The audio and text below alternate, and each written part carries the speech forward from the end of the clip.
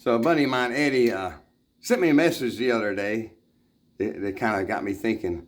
He's like, hey man, some of your posts kind of make you look like a snob. He's like, I know that you're not, I know your heart, I know that you're not, but some of them make you look that way. So I was like, okay, which one specifically? And he's like, well, the one where you're talking about the people that live in, these crappy homes with trash all over the ground and kids walking around in the trash, no clothes, no shoes on, and on and on and on and on and on. Can't afford to feed their kids, but they'll have a $25,000 UTV in the parking lot. Yeah, yes. I can see where that would sound that way. And then I started thinking, what about all the posts that I make about toxic people, removing them from your lives? That could be construed as that also. So I started really digging in. I've spent a lot of time on this. I slept about 2 hours. I just couldn't, so I had to start looking into it. And on my daily meditation, I just happened to be listening to Romans out of the Bible. Now, I'm no Bible expert by any means. I'm an amateur, but I try to listen a little bit. And it's interesting that the thing that just popped up randomly. It was talking about, it was Romans 11, I believe. I have to read it. Like I said, I'm no expert. Did God reject his own people? Like, by no means. Some of y'all may know Abraham was like this awesome person, and Gentiles were the bad people, right? We're Gentiles, by the way. He talks about branches, and I'll talk about a palm tree here in a minute. Try to put them together. If the root is holy, so are the branches. But some of the branches fall off or have been broken off. Maybe toxic people. You Gentiles were branches from a wild olive tree, have been grafted in, so that now your children are able to share and enjoy in the rich nourishment from the root of God's special olive tree. But you must not brag or boast or be prideful that you were grafted in to replace the branches that were broken off. Says, for you are just a branch. You're not the root. I realize I'm not the root. And then, well, some may say, hey, but I was there crafted in to replace those old branches that didn't believe or that needed to be shunned. All right. Do not think highly of yourself, but fear what could happen. For if God didn't spare the original branches that were holy, he won't spare you either. Like, whoa, wow. If God is willing to do something contrary to nature by grafting you or me into his cultivated tree, he will be even more eager to graft the original branches back into the tree where they belong. So some of the people I talk about, and the toxic people you need to remove in your lives, you need to remove them for sure so that you can move on. But do we remove them forever? Good question. And then somehow I got on palm trees. I trying to grow them, not palm trees, banana trees, trying to grow them, and I was looking into them a long time ago. It made me think about the way you have to care for it. It's very interesting.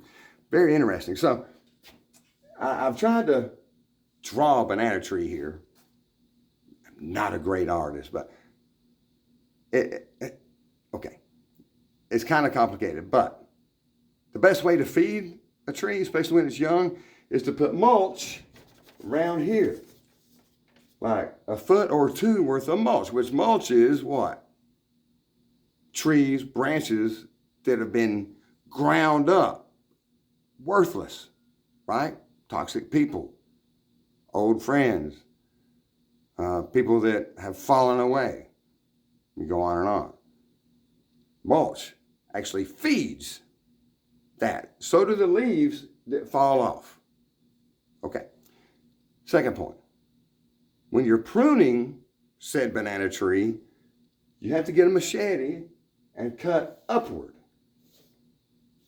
for the leaves actually make up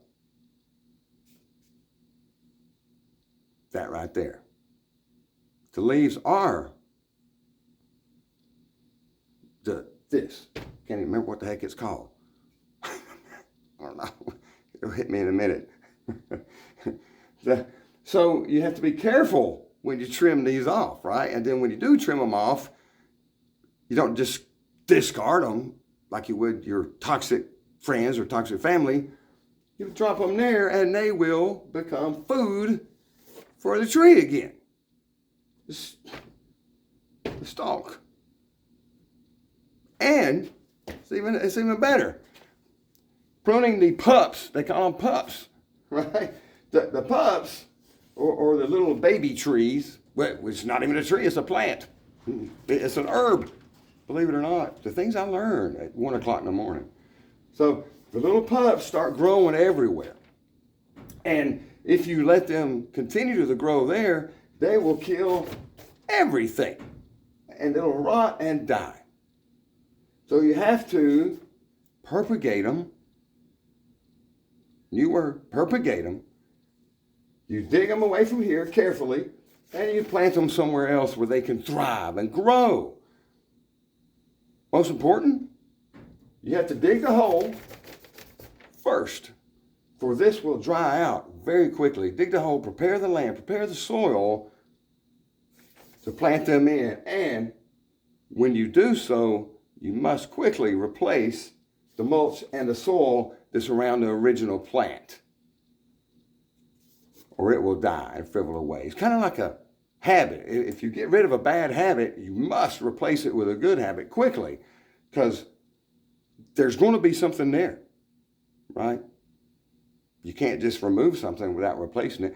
You can't just remove your toxic friends without replacing them with positive friends.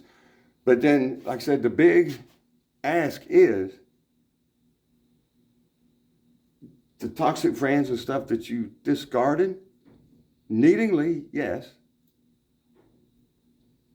When do you let them back in? Great thing to ponder. Thanks, Eddie, for pointing that out. And in no way do I ever mean to be snobby. It's just, I remember that how I've grown because of the people that I shunned. They helped me grow, just like they helped this plant grow. And I'm grateful for that. And I do want to let them back in. But I can't let them back in when they're as toxic as they were. So you tell me, when is it okay to let the toxic people back in to your life? Hey, let's be grateful, because we were born of greatness for greatness. And I hope that you go get your Uno Life on. Oh, with financial things, I got a tool for that. If you want to reach out to me, improve your financial situation. All right, have faith, have gratitude.